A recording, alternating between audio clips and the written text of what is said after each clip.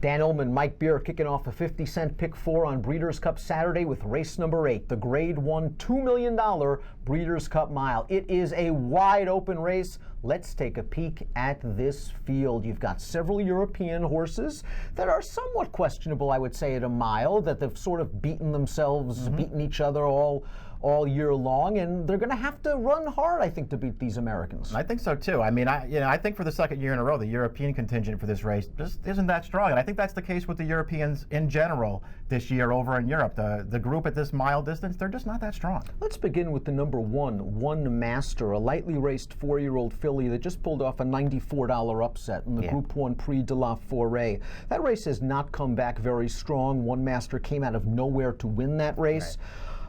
It's nice to know that she handles the firm ground. She gets a very good inside post position. A mile is a question, and I still think there are some class concerns. I think there are too. I mean, you mentioned that race last time hasn't turned out to be that strong. It wasn't that strong going in either. And she pulled off a big upset in there. She is coming into this race on the back of 2 wins in a row. That's a good thing.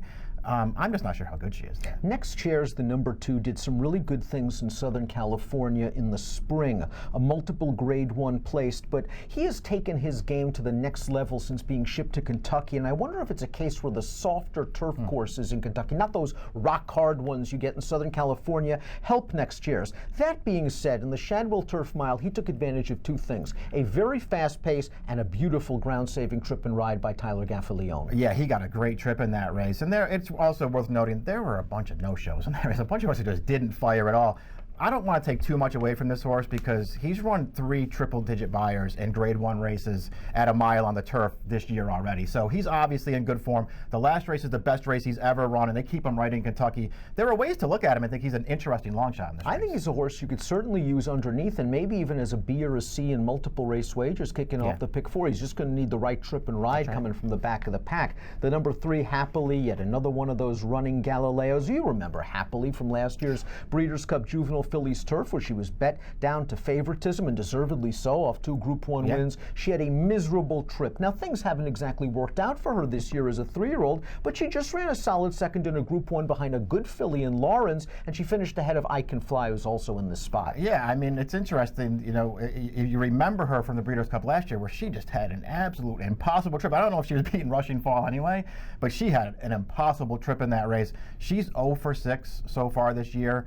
3 times against Lawrence, once against Roaring Lion in the Coral Eclipse, Alpha Centauri before that. She's just been in one tough spot after another. But the fact remains, she's 0 for 6 this year. And this is a tough spot as well for a 3-year-old filly taking on elders. The 4 Polydream is a 3-year-old filly taking on older horses. Now, she was the beaten favorite in the Prix de la Forêt by 1 Master, but she just had no chance the way that trip worked out. Maxime Guillon had her in behind horses. There was just never a scene for her to run, and by the time there was, it was way too late. Draw a line through that race, and you've got a big Group 1 win, but at 6.5 furlongs. Yeah, sprinting in that race, but she beat a big field and she was dead game to close it down. That was a really good effort, and then she just had no chance last time. I think you want to be a little concerned about her over the mile. They've only really tried it once so far this year in the big race for 3-year-old fillies over there, and she was last in that race. They only beaten 5 or 6 lengths, but she was last in that race, so you have to worry about the distance. But in a lot of ways, Dan, she might be the most talented European coming over for this race. One of the likely North American contenders in this race, if not the best North American contender, is the 5 Oscar Performance. This is a horse that's just so versatile for Brian Lynch. He's won 8 of 14. He is capable at 1.25 miles, but I think he found his niche as a miler. Winner of the Grade 3 Poker off a long layoff in his seasonal debut, and so impressive in doing so. And last time out in the Woodbine Mile, Jose Ortiz was able to get him to the front, get him relaxed on just a nice, comfortable, easy pace, and he spurred it on home. He should make the lead in here, but is he going to be able to back it down? We'll see if he can get. I don't think he'll be able to get as soft a trip as last time. He doesn't need that. They went really slow early and then really fast late last time. He had all the best of it. But you mentioned his poker off the layoff prior to that. Explosive. He didn't make the lead in that race. He sat back off it. They went fast in front of him, and he rolled them over in the stretch. You can do it either way with this horse. I'm a little concerned. You know, it's hard to shake off that Arlington Million where he was vanned off the course, but it seems like he came out of it and everything was okay. Won a grade 1 out of it at Woodbine last time. Dan, I think he's a super dangerous horse. He is a super dangerous horse because you know when they turn into the stretch, there is a very good chance that he's in front. Yeah. And he's going to be the one they're all going to have to run down. And if you're worried about some of these Euros stretching out to a mile, Oscar Performance has the class and ability to win this race. He's a very talented horse. The number 6 Almanar was one of those no-shows that you referenced in the Shadwell Turf Mile. We were expecting a lot of him cutting back off his game runner-up effort in the Arlington Million, and he just didn't fire. The fact that Chad is going on with him, though, I think is a very good sign. And you and I have talked about it several times on these programs. Some horses just don't fire over the Keeneland turf course. That's true. I think it's something you want to keep in mind, that some horses just won't run over it. It also was worth noting that this horse, it appears that he really wants firm turf, and he did not get that at Keeneland last time. And listen, he may not get it on Saturday either, but he didn't fire at all last time. I'd be willing, it depends on how big a price he is, I'd be willing to put a line through that race. If he can catch ground that's nearly firm, I'd be willing to give him a chance to turn around, because on his best day, this horse can really run. The number 7 Expert Eye will be piloted by Frankie Dettori, goes out for internationally renowned trainer Sir Michael Stout, and this horse ran 3rd in the Prix du Moulin last time out. Lightning Spear, who's in this race, finished behind him, but Lightning Spear beat him 3 starts back, just what we've been talking about. They beat each other over there in Europe this year. I liked Expert Eye's performance in the Prix du Moulin. He was sort of bottled up down towards the rail, turning into the straight, was in behind horses, and he came with a little run to finish 3rd. Maybe he runs 2nd if he gets out closer. While the Moulin wasn't a great race, it has produced a next out listed stakes winner, a next out 3rd in a Group 1, a next out 3rd in a Group 3. This horse, I think, is going to be running late. He's still a 3-year-old. I still think he has some upside, although for most of his career he's been viewed as a disappointment. Well, we'll see what happens. I think he's viewed as a disappointment mostly because he started off his career so good. In his second career start in that Vintage Stakes, he was so impressive when he won that race. And obviously something happened in the Dewhurst. He returned lame from that race. And after that, it's just been sort of fits and starts for him. He'll show up with a good race occasionally, and then he won't show up. I thought he ran fine last time. I wasn't blown away by it, but I did think he ran fine, and I think he'll be suited by a fast pace in this race, which he should get. The race that I really don't like from him is the Sussex Stakes earlier this year. I know he was 2nd in there. He got a good trip in that race, Dan. They rated the pace in there. He was sitting right there with every chance to win, and he was like no match for Lightning Spear. I don't like Lightning Spear that much in this race. It makes me not really want him. We'll see what kind of price he is. And that's why I think some of the Europeans think he's a touch below Group 1 class, which could be an issue. But if he does get the pace, I think there's something here with Expert Eye. The 8 is I Can Fly, another 3-year-old filly trained by Aidan O'Brien, and we look at her. She was the beaten favorite against One Master back at Tipperary. She was beaten by Happily, or finished behind her in the Sun Chariot Stakes. And then out of nowhere, she comes out and she runs 2nd to Superstar Roaring Lion, who's going to run in the Breeders' Cup Classic. She was 33-1 that day. She was a big price that day. I think soft ground. I think I don't want to put too much stock in that performance. It was very close with a super talented horse, but that was one of those situations where Roaring Lion really doesn't like ground like that. Was turning back out of longer races. There was a lot working against him. He was still able to outfinish this horse.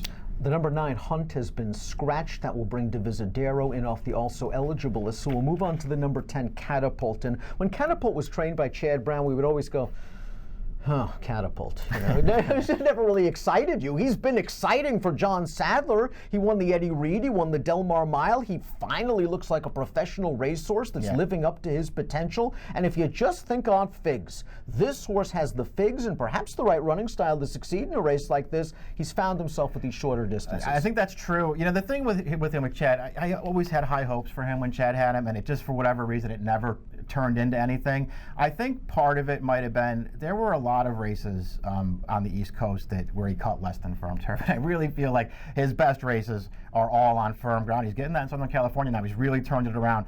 I like his last 2 races. I think he's run great in both of those races, and it makes me want to use him in here.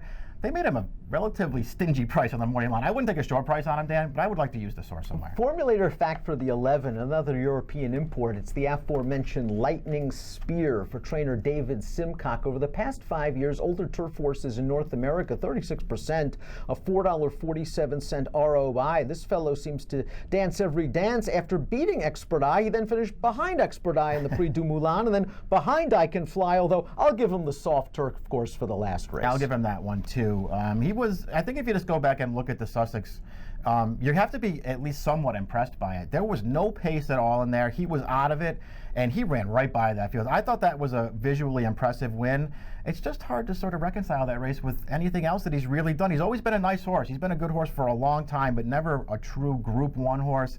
It makes me worry about the Sussex overall. I didn't really like him that much, but he's 20-1 on the line. I think he really likes that Goodwood turf course. Several wins over there. That might have contributed to some things. The number 12 is Analyze It for Chad Brown, who started his career like the bee's knees. He won his first 3 starts by open lengths.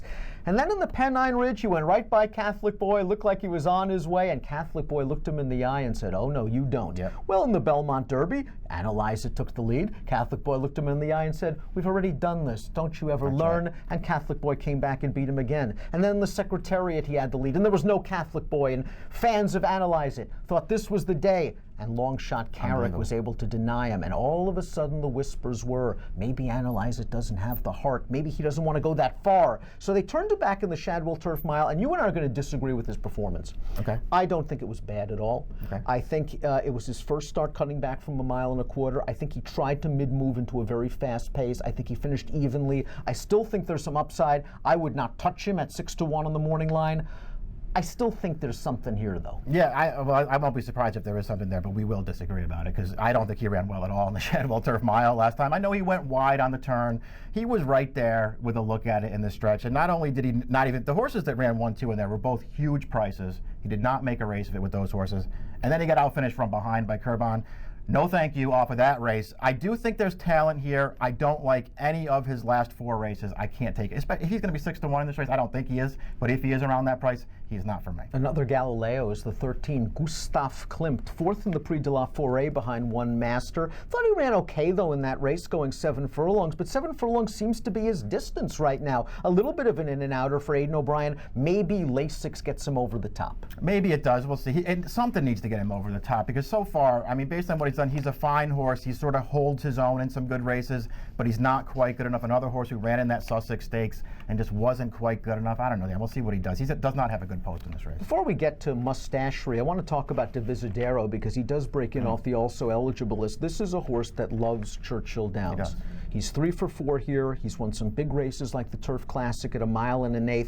Last time out in the Woodbine Mile, if you want to say the way that race unfolded with no pace whatsoever, he had absolutely no chance to win. If you want to draw a line through that race, fine. Then if you want to say at Saratoga over a wet turf course, he got wired by Saratoga loving Voodoo Song, fine. Draw a line through that race. And then his Arlington handicap was kind of like the old Divisadero, a good effort. Give him some pace. He'll come with the run. Do you think he's come back as good this year? I don't think he has, but he can still run a little bit. I do think this race might set up the right way for him, and as you already touched on, he just loves this turf course for whatever reason. Maybe that gives him the extra boost. He does need a boost in this race, but maybe that gives it to him. His race last time, you just want to be very forgiving for the way that it was run. Now, I believe he was entered in the Shadwell Turf Mile, and he just threw a fit behind the gate and refused to go in, and I'm not sure that's a good sign for an old horse, but maybe getting back to Churchill, he likes the home cooking there. Top pick time for the Breeders' Cup Mile. Mike's going with Sir Michael Stout's Mustachery, and this horse scored last time out in the Group 2 Joel Stakes. And while these other Europeans have been beating each other in Group 1s, this horse has been sort of lying in the weeds in Group 2s, getting his confidence up. He's won 3 out of his last 4,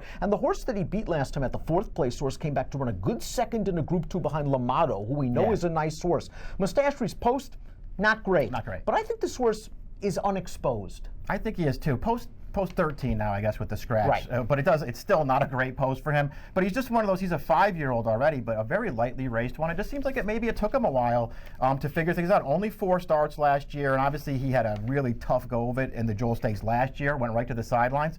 He's come back a better horse this year. He's run one good race after another. I liked his win last time, giving weight to some decent horses that day.